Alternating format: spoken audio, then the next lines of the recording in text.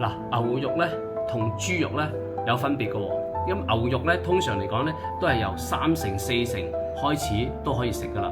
咁香港人最中意就7成啊6成咁樣樣啦，係嘛？咁但係咧豬肉就唔得喎，豬肉咧一定要全熟啦，有咁熟得咁熟。點解咧？因為豬咧入邊個肌肉入邊咧係好多細菌嘅。咁因為豬係得一個胃嘅啫，你食咩落去，佢就俾翻咩出嚟。咁樣啲細胞咪全部吸收晒咯，嗰啲肌肉咪全部吸收晒咯，啲肉咪全部吸收晒啲唔好嘅嘢咯。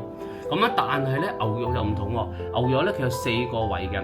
咁一個咧叫瘤胃，跟住咧就蜂巢胃，然之後咧松板胃，最後嗰個叫皺胃。咁佢唔同嘅功能咧就做唔同嘅嘢嘅，發酵啦、篩選啦、儲存啦、咀嚼同埋消化咁樣樣嘅。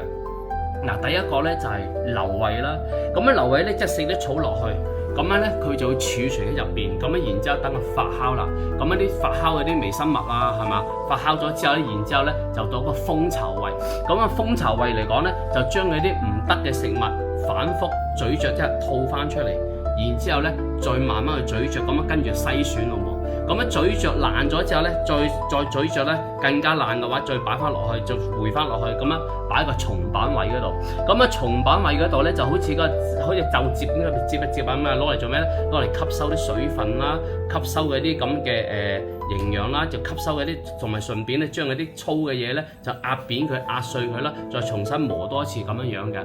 第4個胃咧就攞嚟做咩嘅咧？嗱，分泌嗰啲咧即係胃酸啦，攞嚟咧就消化嘅。咁消化咧順便咧就蛋白質啊，吸收蛋白質啊，同埋嗰啲有用嘅微生物啊咁樣樣啦，唔要嗰啲咧全部咧就排翻出嚟，然之後咧就去翻去大自然嗰度嘅。所以牛肉咧嗰啲肉咧係好健康，冇所有嘅冇啲細菌啊，冇嗰啲嘢，唔同豬嘅。所以你哋食牛肉嘅話咧，嗱，記得嚟千料試下啦，擺落去烚幾下，通常咧4至5秒就可以噶啦。咁樣就牛肉會好腍嘅，好滑嘅。